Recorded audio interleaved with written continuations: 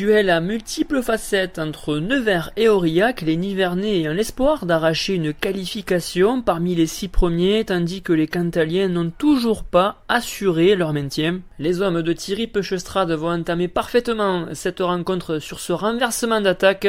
Edgy Coertzen va se faufiler dans le couloir pour servir son arrière Jack McPhee qui va inscrire le premier essai de la rencontre.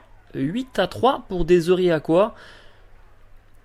Les Nivernais vont réagir par l'intermédiaire de leur buteur, Loïc Le Gall, qui à 3 reprises concrétisera la domination d'ensemble 9-8.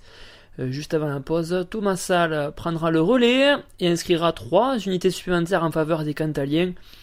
Alors que juste avant la pause, Joris Second, très adroit au pied, cet après-midi au Pré-Fleury, ajustera le drop goal.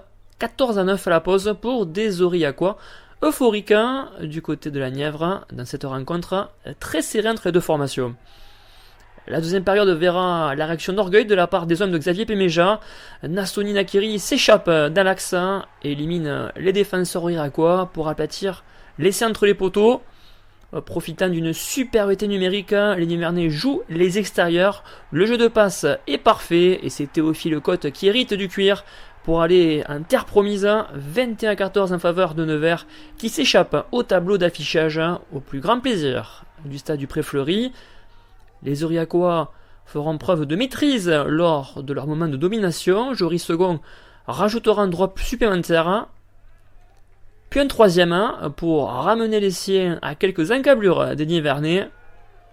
Vous ne rêvez pas, un 4e drop goal inscrit par Joris Second, un record à la matière qui permet aux Aurillacois de repasser devant le score.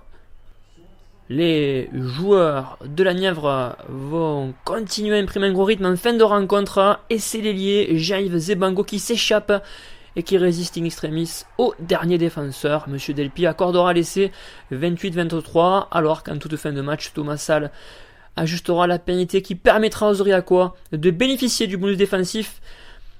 Tout le monde est heureux sur cette fin de match et l'issue pour les Nivernais qui rencontreront Bayonne en barrage pour la phase finale alors que les Aurillacois avec 61 unités se maintiennent en Pro D2.